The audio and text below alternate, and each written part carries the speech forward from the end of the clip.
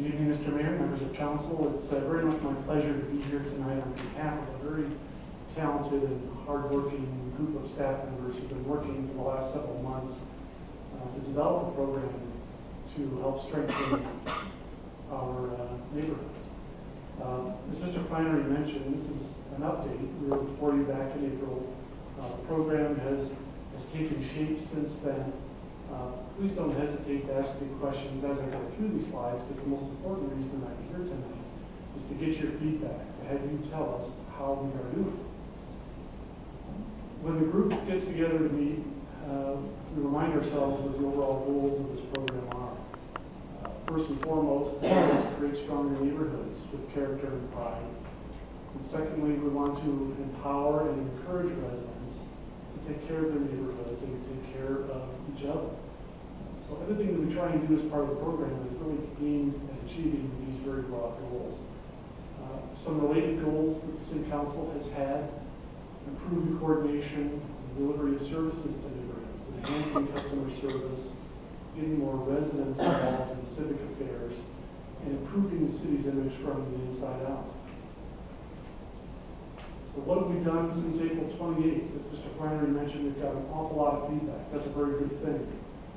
The program was a little rough around the edges back in April. We learned a lot through that community interaction. We had some meetings with neighborhood groups, a lot of one-on-one interaction with community residents. We've gotten feedback from members of council. And the other thing that we've done since April 28th that you're aware of, we've started with a pilot program to install some signs in the Derby neighborhood to help identify that neighborhood. We're also in the process of developing some signs to install in the Adams Heights neighborhood as a second kind of pilot program to use signage to help bring some recognition to some of the neighborhoods in the city. We talked on April 28th about this notion of a toolbox, that the Neighborhood Empowerment Program is a collection of tools and services that the city can offer to residents and neighborhood groups on a voluntary basis to help them organize their neighborhoods and improve and strengthen their neighborhoods. So some of the toolbox ideas that we've come up with. A very important tenet that we discussed on April 28th that I think the council felt very strongly about: keep the program voluntary. There were some initial concerns from residents that I spoke to that this was some mandatory program to divide the city into neighborhoods. We talked about that on the 28th, and the council didn't think that was a very good idea. Staff agrees, so the goal moving forward is to make the program voluntary. Residents will have the opportunity to approach the city, gather their neighborhood into an organized group, and then take advantage of some of these services and programs in this toolbox. So again, an important part of the program is to encourage residents to get organized in the neighborhoods. That's not to say the goal is to create neighborhood associations, because when you say neighborhood association, there's a connotation that there's more rules and regulations that comes along with that. So we're really talking about neighborhood groups that can form for the benefit of the neighborhood. What we heard loud and clear was continue to work with other community organizations that are involved in doing similar types of work. And another important toolbox concept is this team of staff members needs to continue getting out and meeting with the community, meeting with neighborhood groups to actively advertise the program. Some things we very much would like the City Council to consider as we move forward. If there's funding available, we think it would be important for the city to help provide grants, to help register neighborhood groups, help with newsletters, perhaps do smaller neighborhood picnics in addition or instead of the neighborhood outreaches, and other types of programs to help benefit neighborhoods, to help strengthen neighborhoods, like landscaping and other activities that would help pull residents together within their neighborhood. In addition, if funding was available, we think the neighborhood signage program is a very important way to help bring back the character and identities of historical neighborhoods, especially in the core city. So that's it in a nutshell. What are we doing from here on out? As I mentioned, it's important for us to continue getting out and meeting with people in the community. City Council has some ideas about the program, and likewise, people in the community have very good ideas on how to strengthen this program and make it more effective. We do want to develop some guidelines so that residents would know how to go about getting their neighborhood group registered. We do want to continue with the signage program in the Derby and Adams Heights neighborhoods. Again, it's a pilot program. That way, if a neighborhood group down the line decides to come forward and register the neighborhood group, they would have the ability of installing some signs in their neighborhood. We also want to actively promote the program. The City Lights magazine is a terrific way to do that. We tend to be out at the August neighborhood outreach. We'd like to participate in the Police Department's National Night Out events and get some information on the website. And it's most important, we plan for the program needs going into the future. So that's a very brief overview of where we are. Again, as I mentioned, what's really important to the team is to get some feedback from council. So I'm happy to answer any questions that you have, take any feedback that you might have back to the group.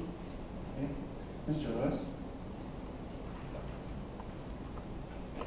Yeah, Mr. Room, there's several people in this city that think this is going to be a watchdog organization similar to an HOA. Is that true?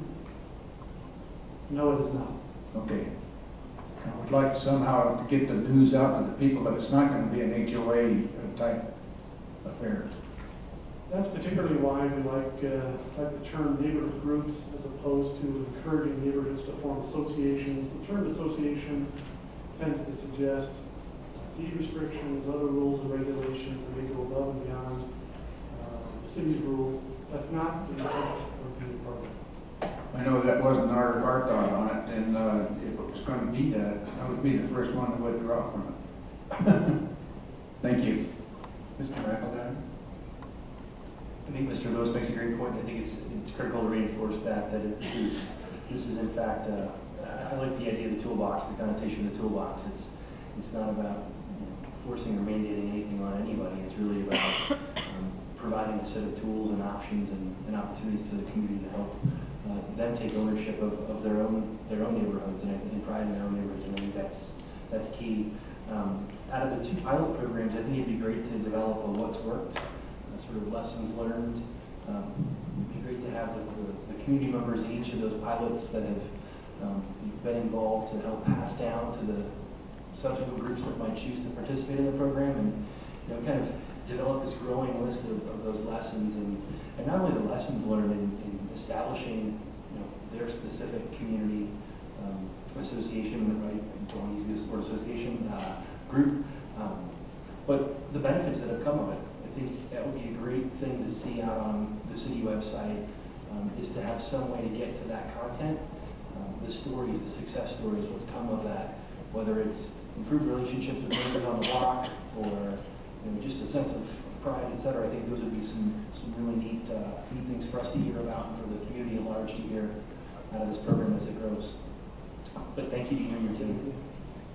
Mr. Mayor? Mr. Flannery. Go ahead. Ms. Teeter then. Yes, I have called you about this initially when it came forward, and the fear of my constituents that contacted me was that it was mandated. And several times, 3 this evening, you said it was volunteer. So I appreciate that, and when this gets out into the public, I think it'll bring some calmness to them. Thank you. Mr. Otar.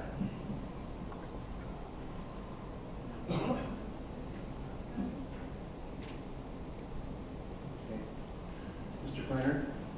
Mr. Mayor, members of council, I would only reemphasize and certainly support this discussion.